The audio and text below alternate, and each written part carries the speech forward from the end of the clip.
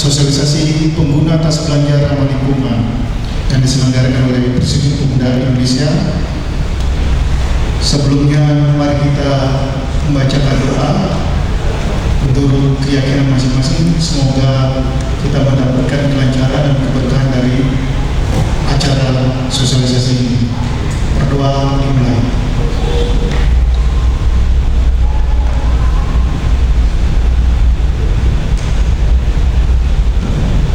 Selesai. Sebelumnya saya buat pantun buat kita semua. Ke pasar bawa keranjang rotan, beli sayur gak pakai kantong. Artinya Tas belanja ramah lingkungan, Bumi Lestari Cucu Senang. Selanjutnya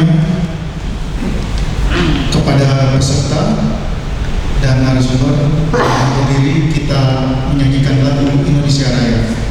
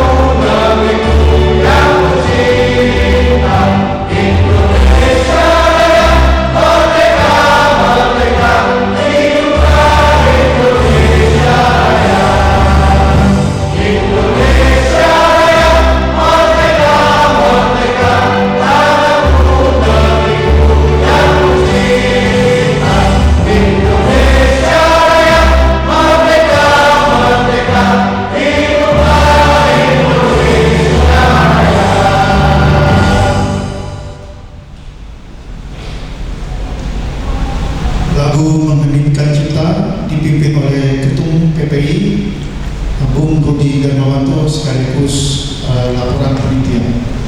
Silakan. Mari mohon waktu sejenak untuk mengenang para jasa pahlawan kita, para saudara bangsa kita. Mengheningkan Cipta mulai.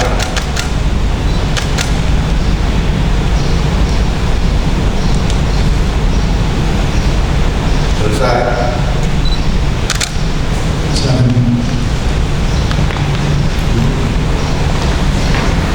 Duduk.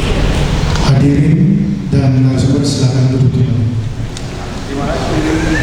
Bismillahirrahmanirrahim. Assalamualaikum warahmatullahi wabarakatuh.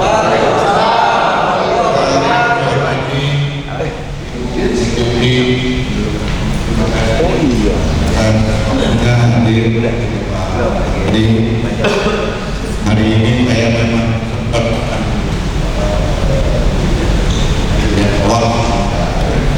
sempat berkumpul dan hadir, kemudian kemarin nanti untuk Pak Wamen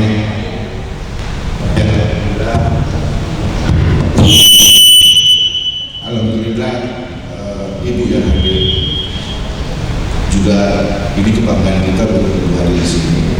Terima kasih atas kehadiran. Kedua, kepada Dinas LH, khususnya Gubernur Mas Pram, Wagup harus hadir diwakili oleh Kadis LH. Kadis LH secara khusus sebenarnya kita sudah berikan undangan untuk bisa hadir bersama-sama kita. Kemudian confirm juga tadi pagi Direktur PD Pasar Jaya juga belum bisa hadir, tapi mensupport acara ini karena acara ini juga yang support memang hanya PD Pasar Jaya. Tadinya kan SLH mungkin juga harus support sebenarnya, tapi yang apa-apa kita andain aja. Ibu Deputi Mbak yang mewakili Kadis atau di tempat ini, gedung ini adalah pusat dari aktivitas atau aktivis Jakarta. Aktivis Jakarta itu kumpulnya di sini dari soal KMB di depan Bu Milda dan Mbak yang mewakili Kadis adalah tokoh-tokoh organisasi kemasyarakatan pemuda yang ada di Jakarta yang selalu berpikir kritis terhadap pembangunan daerah.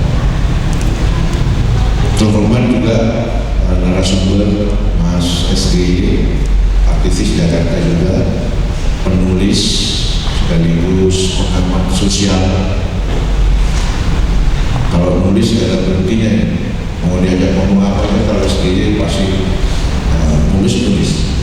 Kemudian wartawan senior Bung Gunawan Abdillah yang hari ini menjadi moderator.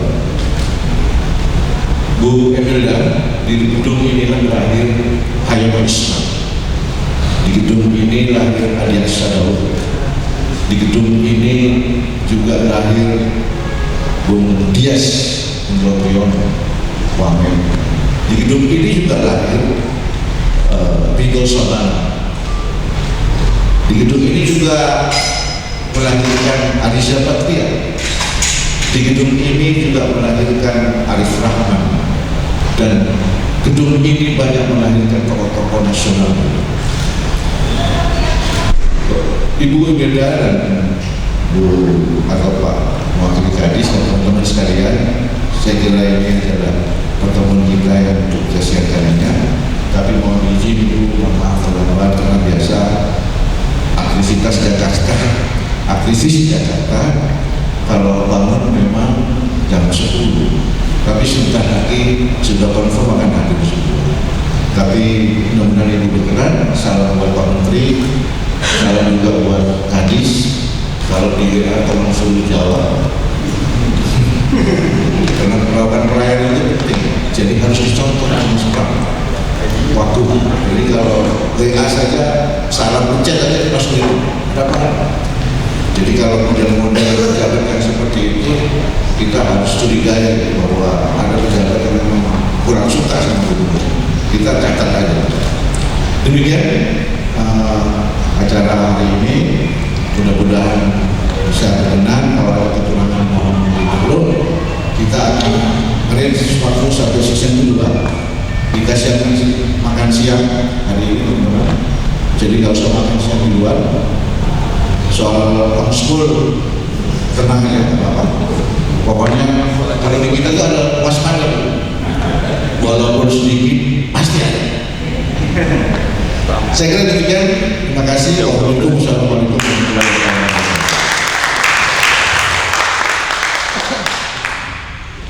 Selanjutnya mewakili Pemprov Jakarta, Dinas Lingkungan Hidup, Ibu Azharani, dipersilakan memberi sambutan.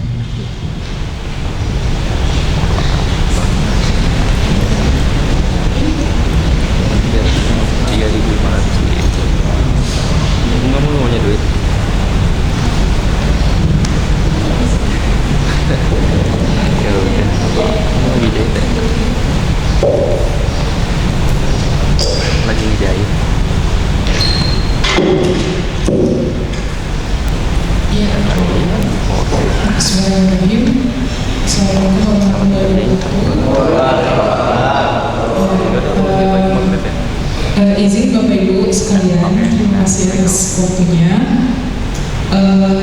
Pada kesempatan kali ini, izin saya membacakan sambutan dari perwakilan dari Pemerintah Provinsi DKI Jakarta. Yang saya hormati Ketua Umum Presidium Pemuda Indonesia Indonesia beserta seluruh jajaran pengurus, para narasumber dan penegak dalam talkshow hari ini, pimpinan dan perwakilan dari dunia usaha, akademisi serta mitra pengolah sampah, rekan-rekan awak media, dan seluruh peserta aktivitas lingkungan dan segenap pemuda Jakarta yang dimana. Pertama-tama, marilah kita panjatkan syukur kepada Tuhan Yang Maha Kuasa karena atas perkenannya kita dapat berkumpul dalam forum yang membahas persoalan yang sangat dekat dengan kehidupan sehari-hari warga Jakarta, yaitu persoalan sampah, khususnya sampah plastik. Perkenankan saya sebelumnya menyampaikan permohonan maaf dari Bapak Gubernur DKI Jakarta yang pada kesempatan ini berhalangan hadir dan berdasarkan untuk mewakili pemerintah DKI Jakarta. Atas nama pemerintah Provinsi DKI Jakarta, saya menyampaikan terima kasih kepada Presidium Pemuda Indonesia yang telah menggagas kampanye terkait plastik. Berbicara terkait plastik berarti kita berbicara tentang kebiasaan kita sendiri, tentang kantong kresek yang kita terima setiap kali berbelanja, tentang gelas air minum sekali pakai yang kita pakai di ruang rapat, kemudian tentang kemasan makanan yang kita pesan lewat aplikasi, bahwa kalangan pemuda yang memilih untuk mengangkat persoalan ini ke ruang publik bagi kami adalah kabar baik. Hadirin yang saya hormati, izinkan saya menyampaikan kondisi pengelolaan sampah pada Jakarta ini. Setiap hari, Kota Jakarta menghasilkan sampah dengan jumlah yang sangat besar, yaitu sekitar 9.000 ton per hari. Dan sekitar 20% diantaranya adalah sampah plastik. Karakter sampah plastik membuat persoalannya berbeda dari jenis sampah yang lain. Plastik tidak terurai dalam hitungan tahun. Ia hanya berubah bentuk menjadi serpihan yang semakin kecil, masuk ke saluran air, ke Teluk Jakarta, dan kembali kepada kita melalui rantai pangan. Karena itu, ketika kita berbicara tentang plastik, kita sesungguhnya sedang berbicara dengan warisan yang kita tinggalkan untuk generasi selanjutnya.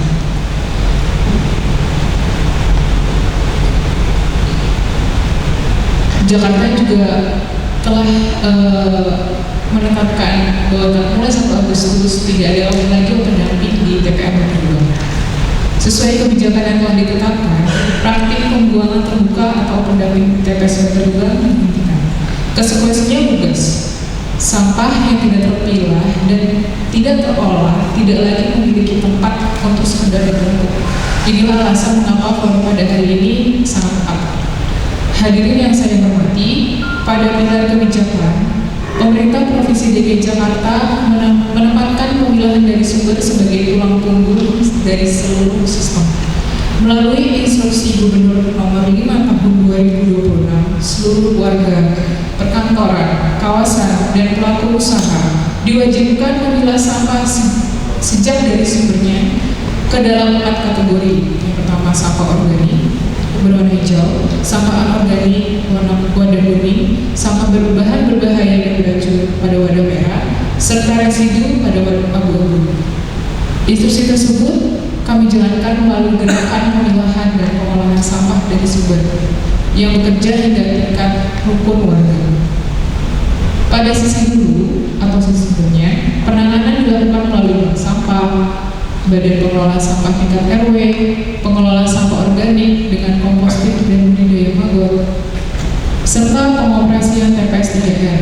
Kemudian pada sisi hilir, pemerintah provinsi membangun kapasitas pengolahan antara melalui fasilitas refuse derived fuel di Rorotan atau yang dikenal sebagai RDF.